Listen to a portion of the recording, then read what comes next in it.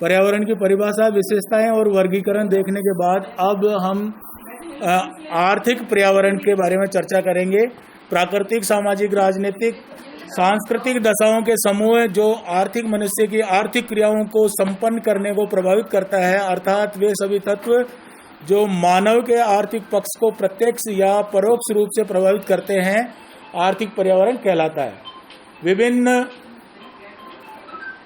विद्वानों ने इसकी भिन्न भिन्न परिभाषाएं दी है। उनमें से एक विद्वान है, उनकी परिभाषा हम यहाँ डिस्कस कर रहे हैं स्टडी बेंट के द्वारा।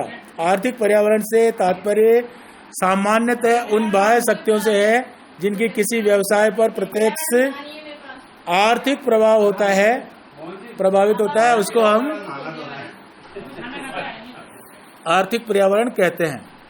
मानव का आर्थिक जीवन कई परिस्थितियों एवं तत्वों को प्रभावित होता है। अतः हम कह सकते हैं कि किसी देश का भौतिक एवं सामाजिक वातावरण जो मानव को अपनी आवश्यकताओं की पूर्ति के लिए आर्थिक क्रियाएं करने में सहायता प्रदान करता है, आर्थिक पर्यावरण कहलाता है।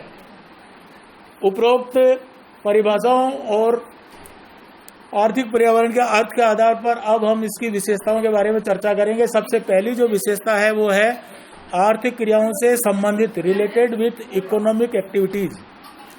आर्थिक पर्यावरण आर्थिक मनुष्य के द्वारा आर्थिक क्रियाओं के निष्पादन से संबंधित है, अतः इसकी सबसे बड़ी विशेषता है कि यह धन से संबंधित है और मनुष्य के जीवन को प्रभावित करता है। गैर आर्थिक पर्यावरण का प्रभाव।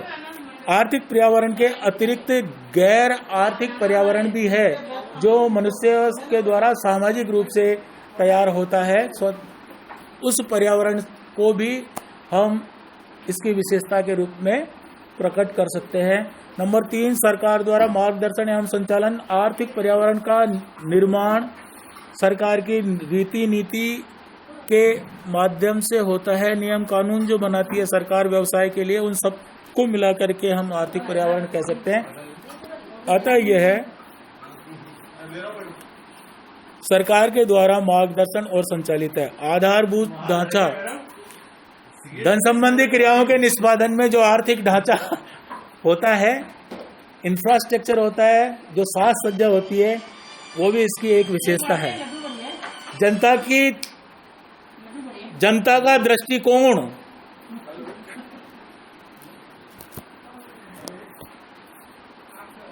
इसके अतिरिक्त जनसाधारण में खाओ पियो मौज उड़ाओ, भौतिकवादी जो एक दृष्टिकोण है, वो भी व्यक्ति के आर्थिक पर्यावरण को प्रभावित करता है। इसके बाद है समाज में धन का वितरण। समाज में धन का असमान वितरण होने के कारण आर्थिक सत्ता का केंद्रीकरण कुछ ही व्यक्तियों के हाथों में हो जाता है, जो भी आर्थिक पर्यावरण को प्रभावित करता है। नेक्स्ट है पूंजी की उपलब्धता। पर्याप्त मात्रा में पूंजी उपलब्ध होने पर प्राकृतिक और मानवीय संसाधनों का पूर्ण उपयोग होने लगेगा।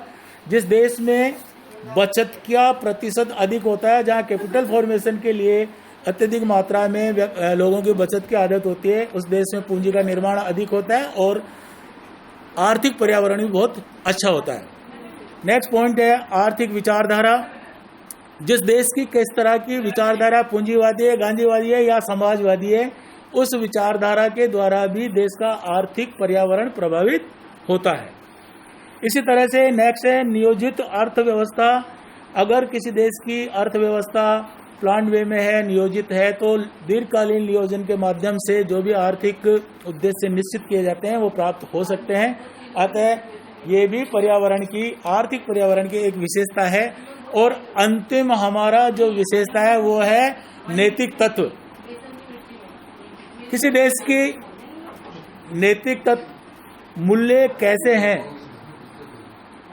जनता का स्तर नैतिक कैसा है, आर्थिक परिवेश को प्रभावित करता है। यदि जनता का नैतिक स्तर गिरा हुआ है, अर्थात येन केन प्रकार धन अर्जित करने की मनोवृत्ति है, तो आर्थिक क्रियाओं का विस्तार होगा, अन्यथा नहीं। इसी के साथ धन्यवाद। जय हिंद।